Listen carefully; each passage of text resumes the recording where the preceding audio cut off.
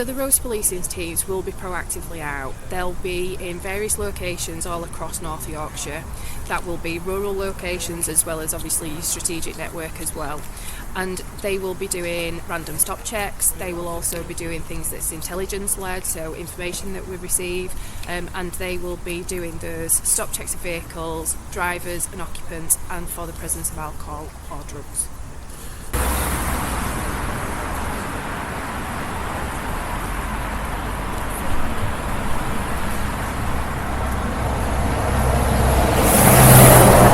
We're doing a static drink, drug, drive check off the back of the launch of Op Attention earlier today. So we've got colleagues from the road safety team, local neighbourhood policing team, and from the roads policing group here putting this on to make sure that people aren't drinking, drug driving.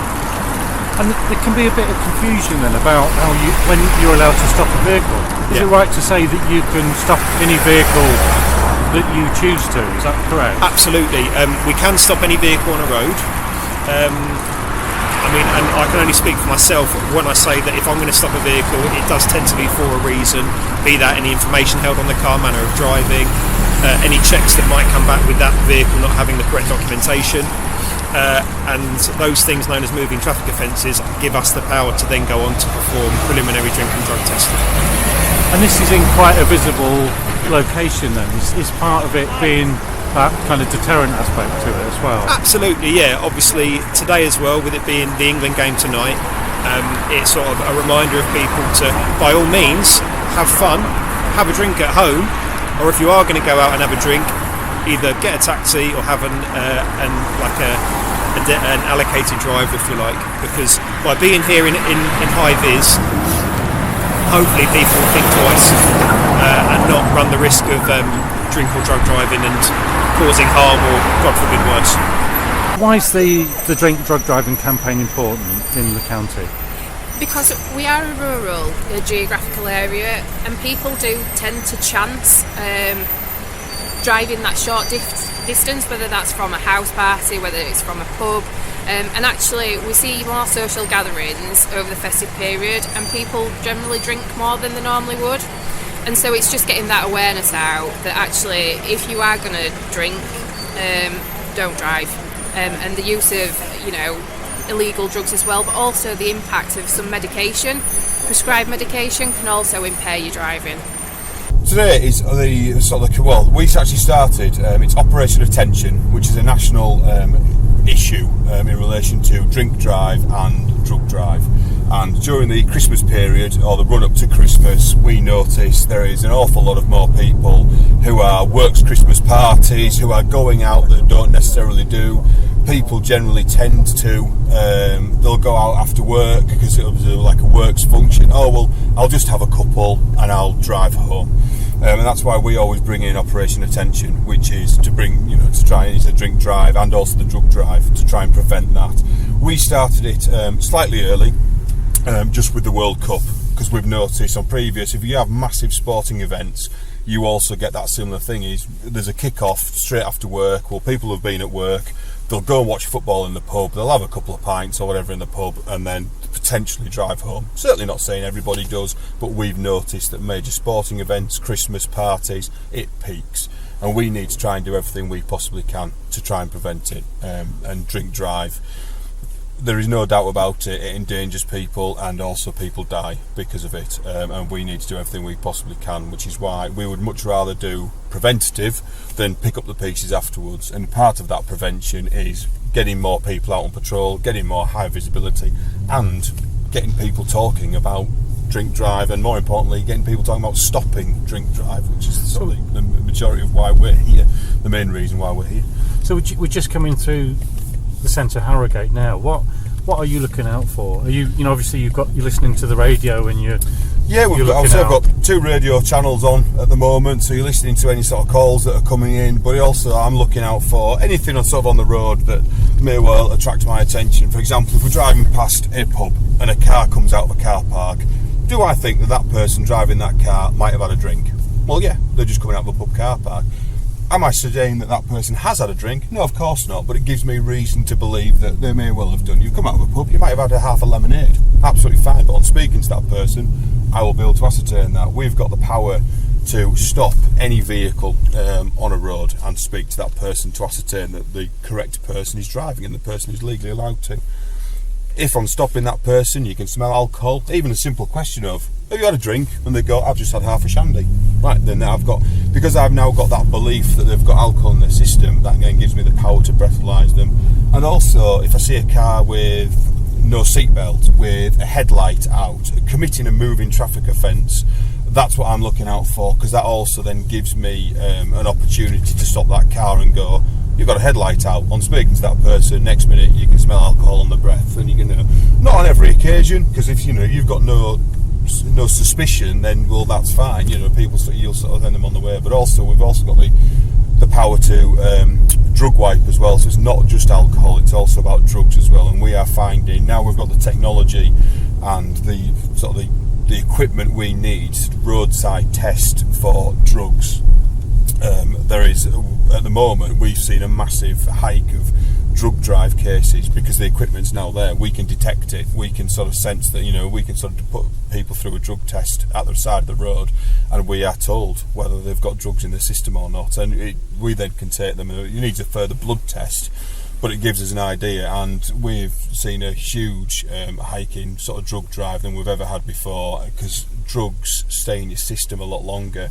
Everybody kind of knows, and everybody works. They've got their own calculations. If I have a meal, I can have 2 pints. And people have this often sort of false sense, but with drugs, you can't make that comparison. You can't do those calculations, because if you buy a bag of cannabis, you've got no idea how strong that cannabis is. So you've got no idea whether it's going to stay in your system for 30 minutes, or indeed it's going to stay in your system for 24 hours. You buy a bag of cocaine, you've got no idea what that's been mixed with, so you don't know how strong it is. And people are finding themselves, even if they've sort of taken some cocaine on a Saturday night, on a Monday morning they're still positive, because they have still got cocaine in there, so it lasts that long.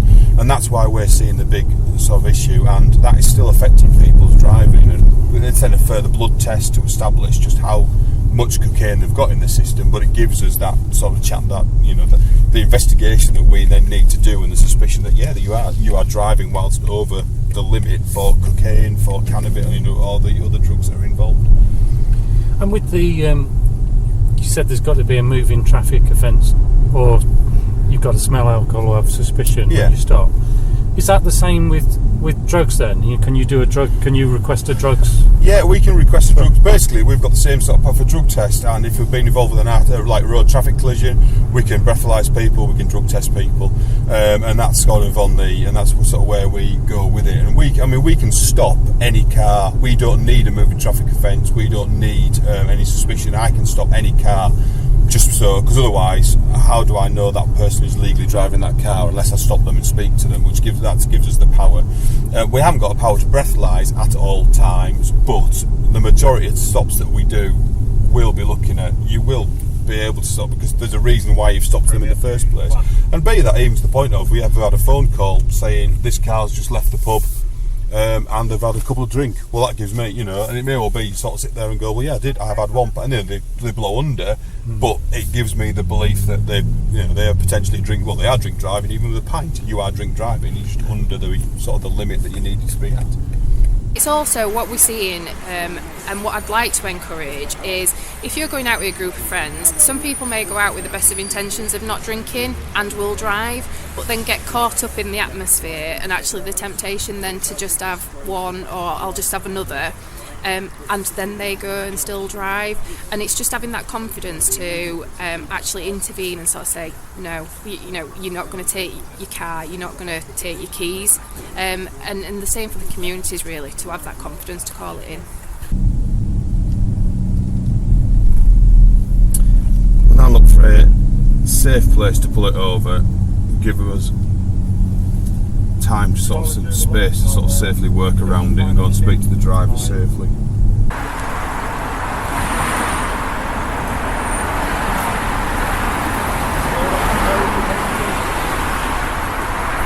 gloves, we're asking you to put that around your mouth, okay? So it's completely fresh and unshielded. Have you had any mouthwash or mouth spray in the last 20 minutes? Had a cigarette in the last 5 minutes? All of those things that I've asked you, they affect the mouthpiece, that's all they can affect there. What I don't want you to do is you giving me a positive.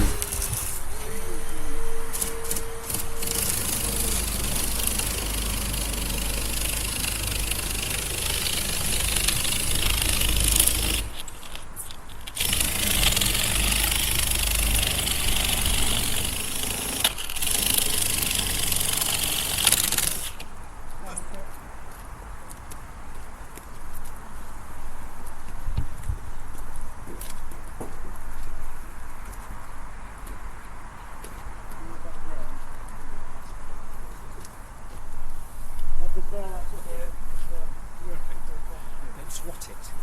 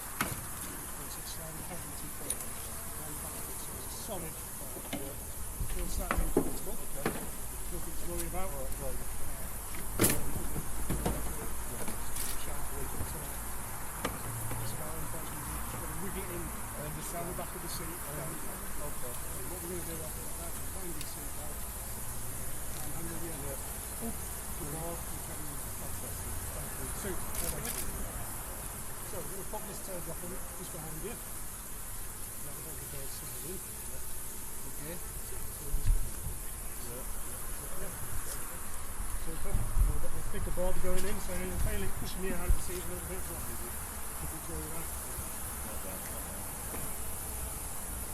How's that feel? Alright? Handle that. Super. Okay. So what we're going to do is help.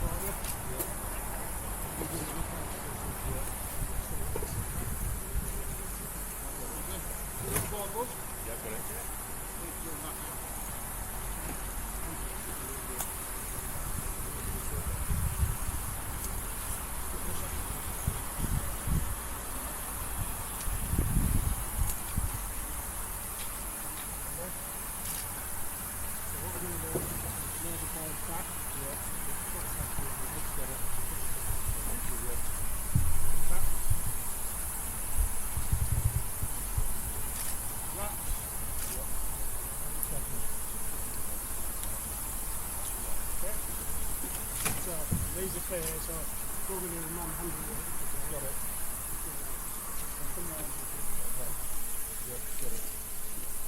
So, first, you happy there? So we swap over this. Yes, I will. So we're going to give it Just two. alcohol test. Alcohol written for.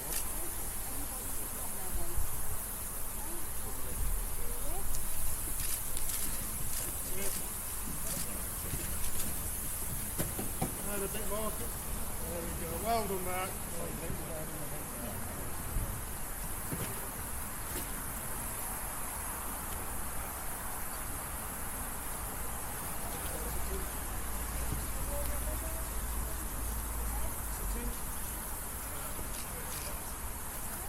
Okay, I'm going to lift the board and bounce you out. Okay. How you feeling, Mark? All right? Yeah, fine, thank you. Vulnerable? Well, we've got a one. Okay, that's good. Yeah. I'm on the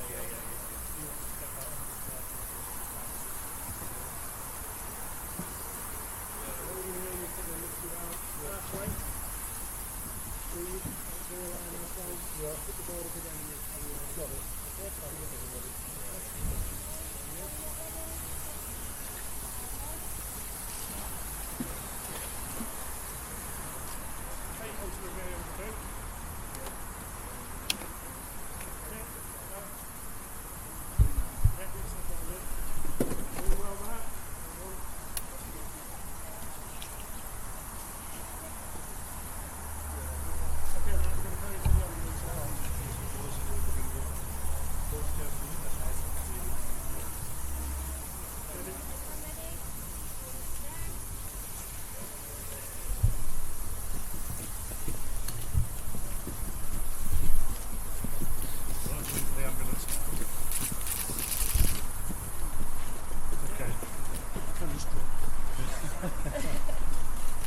There's a campaign being mounted by the fire service and the police jointly to just make people think twice about drink driving, drug driving.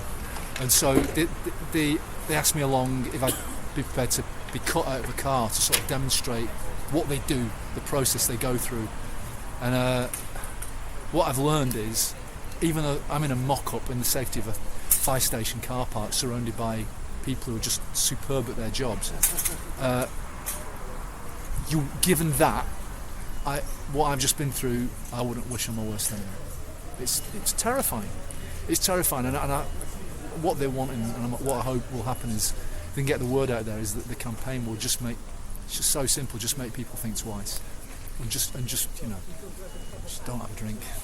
Don't have a drink if you're going to drive. Just don't do it. It's simply not worth it.